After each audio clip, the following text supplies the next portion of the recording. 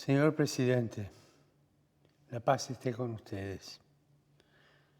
Saludo cordialmente a usted, señor presidente, y a todas las delegaciones que participan en esta significativa 75ª Asamblea General de las Naciones Unidas.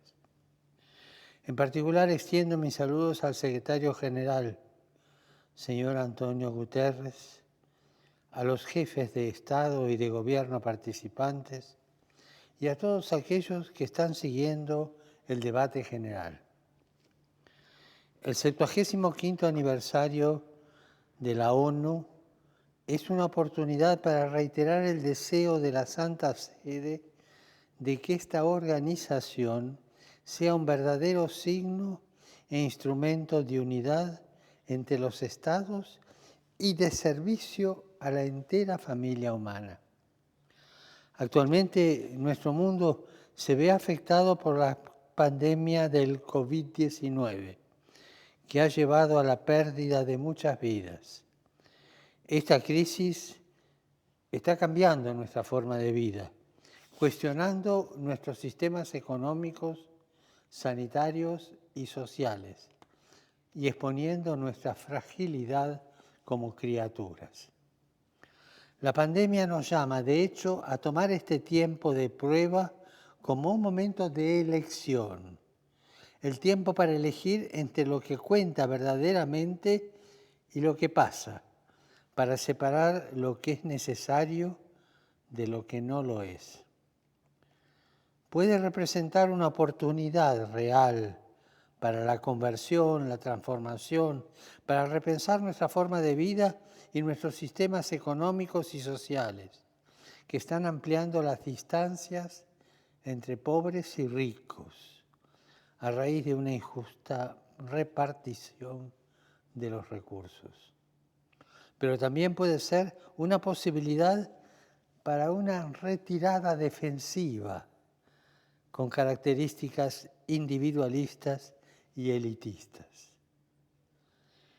Nos enfrentamos, pues, a la elección entre uno de los dos caminos posibles. Uno conduce al fortalecimiento del multilateralismo, expresión de una renovada corresponsabilidad mundial, de una solidaridad fundamentada en la justicia y en el cumplimiento de la paz y de la unidad de la familia humana, proyecto de Dios sobre el mundo. El otro da preferencia a las actitudes de autosuficiencia, nacionalismo, proteccionismo, individualismo y aislamiento, dejando fuera los más pobres, los más vulnerables, los habitantes de las periferias existenciales, y ciertamente será perjudicial para la entera comunidad, causando autolesiones a todos. Y esto no debe prevalecer. La pandemia ha puesto de relieve la urgente necesidad de promover la salud pública y de realizar el derecho de toda persona a la atención médica básica. Por tanto, renuevo el llamado a los responsables políticos y al sector privado a que tomen las medidas adecuadas para garantizar el acceso a las vacunas contra el COVID-19 y a las tecnologías esenciales necesarias para atender a los enfermos. Y si hay que privilegiar a alguien, que ese sea el más pobre, el más vulnerable, aquel que normalmente queda discriminado por no tener poder ni recursos económicos. La crisis actual también nos ha demostrado que la solidaridad no puede ser una palabra o una promesa vacía. Además, nos muestra la importancia de evitar la tentación de superar nuestros límites naturales. La libertad humana es capaz de limitar la técnica, orientarla y colocarla al servicio de otro tipo de progreso, más sano, más humano, más social, más integral. También deberíamos tener en cuenta todos estos aspectos en los debates sobre el complejo tema de la inteligencia artificial. Teniendo esto presente, pienso también en los efectos sobre el trabajo, sector desestabilizado por un mercado laboral cada vez más impulsado por la incertidumbre y la robotización generalizada. Es particularmente necesario encontrar nuevas formas de trabajo que sean realmente capaces de satisfacer el potencial humano y que afirmen a la vez nuestra dignidad. Para garantizar un trabajo digno hay que cambiar el paradigma económico dominante, que solo busca ampliar las ganancias de las empresas. El ofrecimiento de trabajo a más personas tendría que ser uno de los principales objetivos de cada empresario, uno de los criterios de éxito de la actividad productiva. El progreso tecnológico es útil y necesario siempre que sirva para hacer que el trabajo de las personas sea más digno, más seguro, menos pesado y agobiante. Y todo esto requiere un cambio de dirección. Y para esto ya tenemos los recursos, y tenemos los medios culturales, tecnológicos, y tenemos conciencia social. Sin embargo, este cambio necesita un marco ético más fuerte, capaz de superar la tan difundida e inconscientemente consolidada cultura del descarte. En el origen de esta cultura del descarte existe una gran falta de respeto por la dignidad humana, una promoción ideológica con visiones reduccionistas de la persona, una negación de la universalidad de sus derechos fundamentales y un deseo de poder y de control absolutos que domina la sociedad moderna de hoy. Digámoslo por su nombre. Esto también es un atentado contra la humanidad. De hecho, es doloroso ver cuántos derechos fundamentales continúan siendo violados con impunidad. La lista de estas violaciones es muy larga y nos hace llegar la terrible imagen de una humanidad violada, herida, privada de dignidad, de libertad y de la posibilidad de desarrollo. En esta imagen, también los creyentes religiosos continúan sufriendo todo tipo de persecuciones, incluyendo el genocidio debido a sus creencias. También entre los creyentes religiosos somos víctimas los cristianos. ¿Cuántos sufren alrededor del mundo, a veces obligados a huir de sus tierras ancestrales, aislados de su rica historia y de su cultura? También debemos admitir que las crisis humanitarias se han convertido en el statu quo, donde los derechos a la vida, a la libertad y a la seguridad personales no están garantizados. De hecho, los conflictos en todo el mundo muestran que el uso de armas explosivas, sobre todo en áreas pobladas, tiene un impacto humanitario dramático a largo plazo. En este sentido, las armas convencionales se están volviendo cada vez menos convencionales y cada vez más armas de destrucción masiva, arruinando ciudades, escuelas, hospitales, sitios religiosos e infraestructuras y servicios básicos para la población. Además, muchos se ven obligados a abandonar sus hogares. Con frecuencia, los refugiados, los migrantes y los desplazados internos en los países de origen, tránsito y destino sufren abandonados, sin oportunidad de mejorar su situación en la vida o en la de su familia. Peor aún, miles son interceptados en el mar y devueltos a la fuerza a campos de detención donde enfrentan torturas y abusos. Muchos son víctimas de la trata, la esclavitud sexual o el trabajo forzado, explotados en labores degradantes sin un salario justo.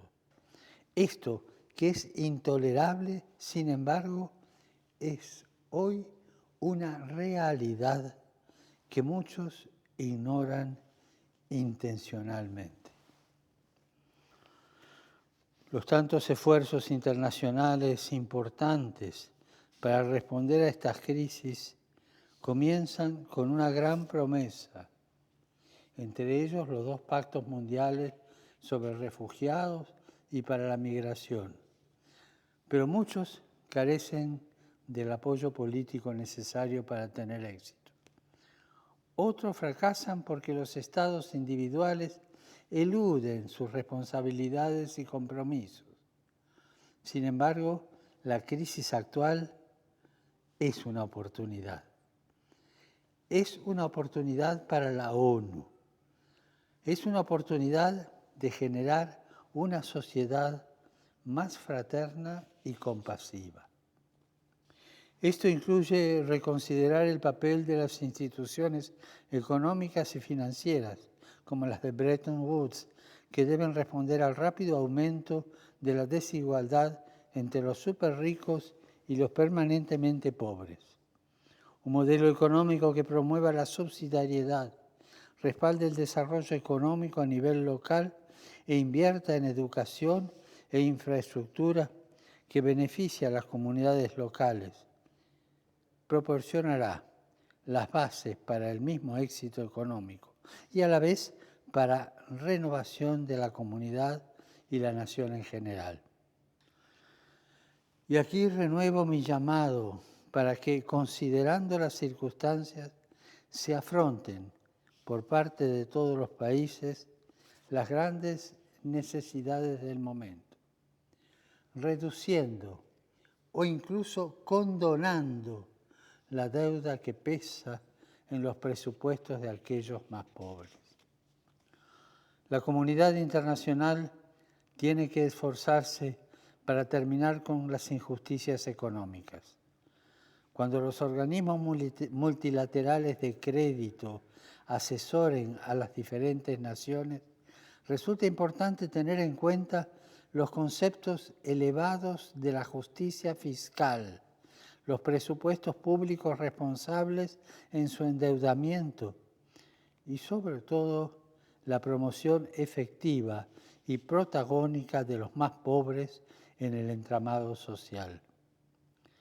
Tenemos la responsabilidad de proporcionar asistencia para el desarrollo a las naciones empobrecidas y alivio de la deuda para las naciones muy endeudadas.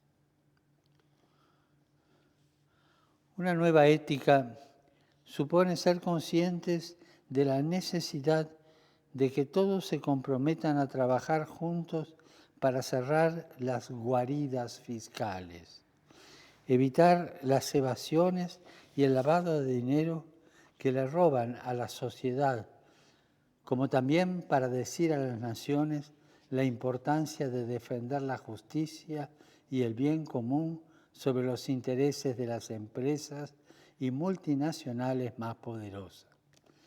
Este es el tiempo propicio para renovar la arquitectura financiera internacional.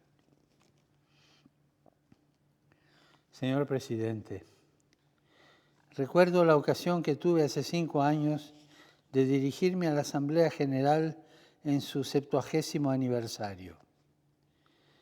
Mi visita tuvo lugar en un periodo de un multilateralismo verdaderamente dinámico, un momento prometedor y de gran esperanza, inmediatamente anterior a la adopción de la Agenda 2030. Algunos meses después, también se adoptó el Acuerdo de París sobre el cambio climático.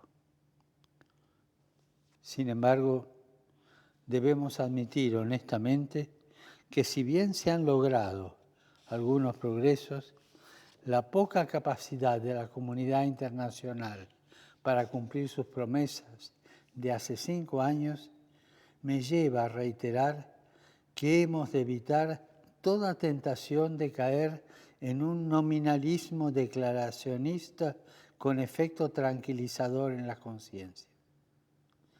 Debemos cuidar que nuestras instituciones sean realmente efectivas en la lucha contra todos estos flagelos.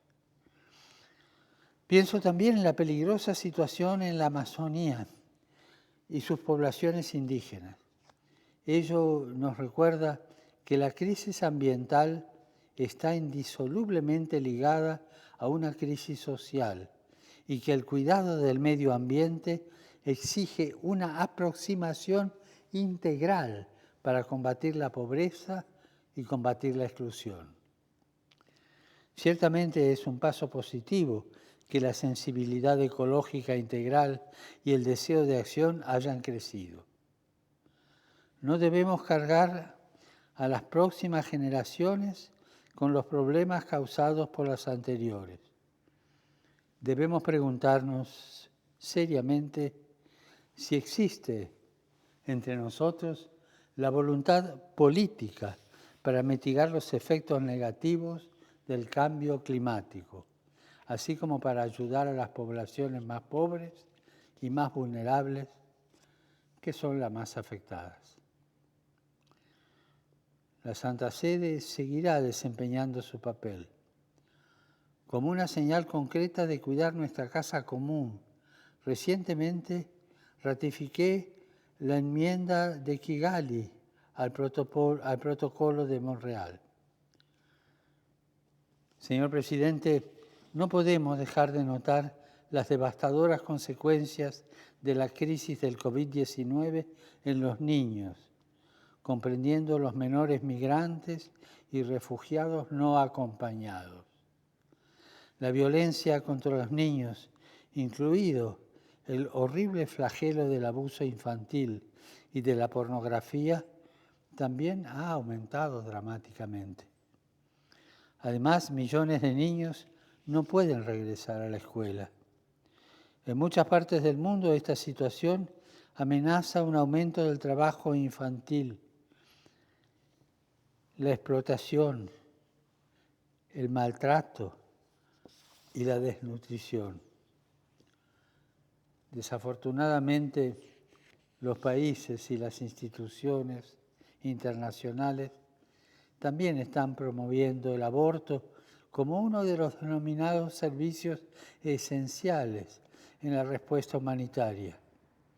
Es triste ver cuán simple y conveniente se ha vuelto para algunos negar la existencia de vida como solución a problemas que pueden y deben ser resueltos tanto para la madre como para el niño no nacido. Imploro, pues, a las autoridades civiles que presten especial atención a los niños, a quienes se les niegan sus derechos y dignidad fundamentales, en particular su derecho a la vida y a la educación. No puedo evitar recordar el apelo de la joven valiente Malala Yousafzai, quien hace 5 años en la Asamblea General nos recordó que un niño, un maestro, un libro y un bolígrafo pueden cambiar el mundo. Los primeros educadores del niño son su mamá y su papá.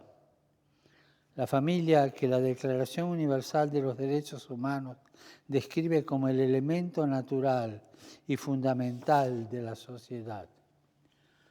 Con demasiada frecuencia, la familia es víctima de colonialismos ideológicos que la hacen vulnerable y terminan por provocar en muchos de sus miembros, especialmente en los más indefensos, niños y ancianos, un sentido de desarraigo y orfandad. La desintegración de la familia se hace eco en la fragmentación social que impide el compromiso para enfrentar enemigos comunes. Es la hora de reevaluar y volver a comprometernos con nuestros objetivos. Y uno de esos objetivos es la promoción de la mujer. Este año se cumple el 25º aniversario de la Conferencia de Beijing sobre la Mujer.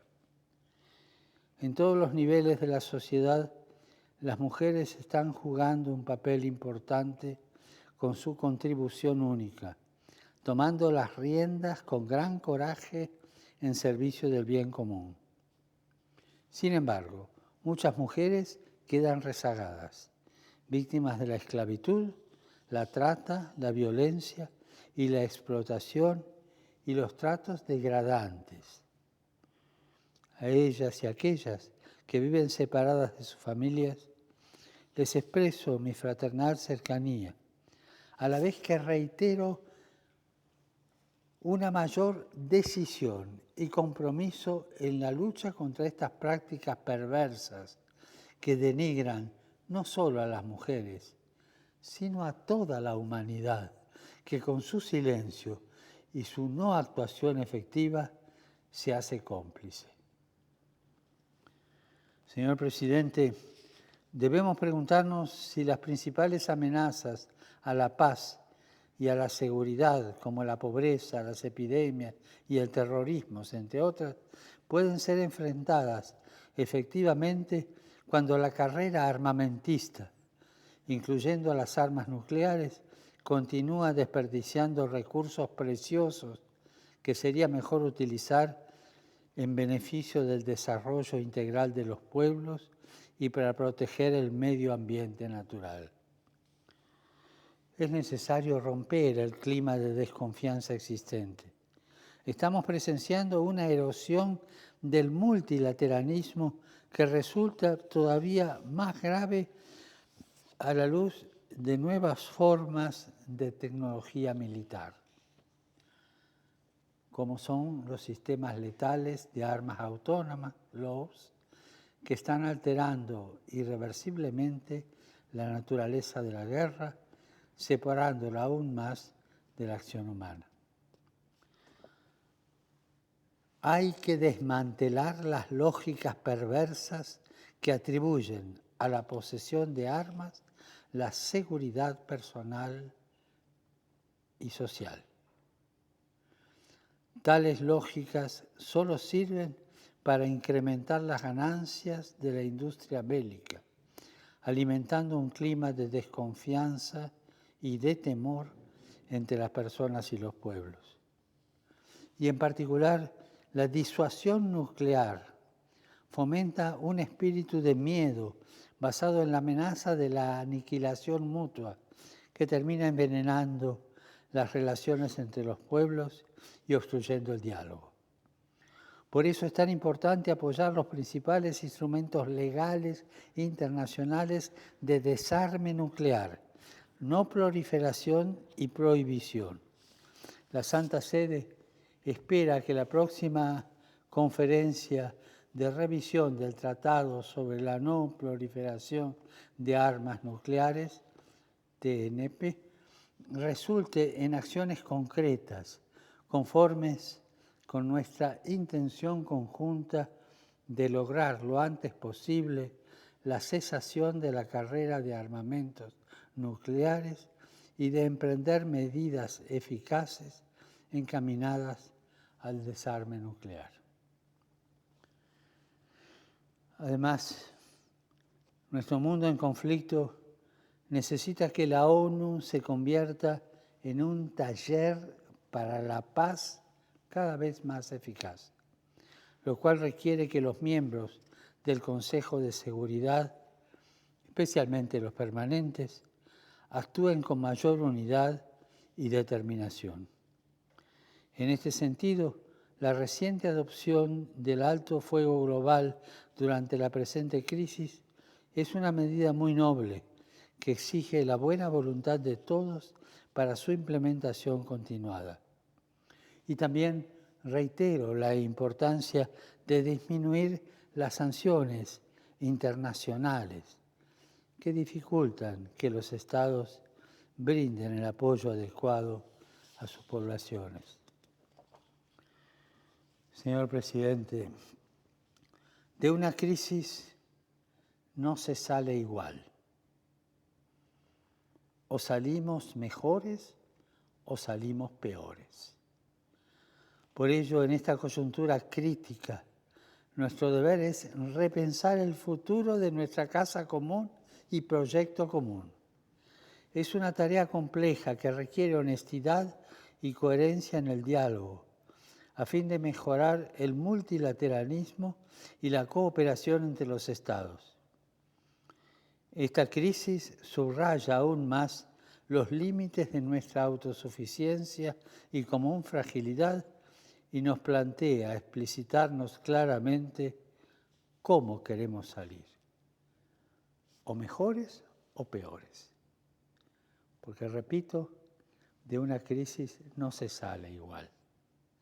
O salimos mejores o salimos peores. La pandemia nos ha mostrado que no podemos vivir sin el otro, o peor aún, uno contra el otro. Las Naciones Unidas fueron creadas para unir a las naciones, para acercarlas como un puente entre los pueblos. Usémoslo para transformar el desafío que enfrentamos en una oportunidad para construir juntos, una vez más, el futuro que queremos. Y que Dios nos bendiga a todos. Gracias, señor presidente.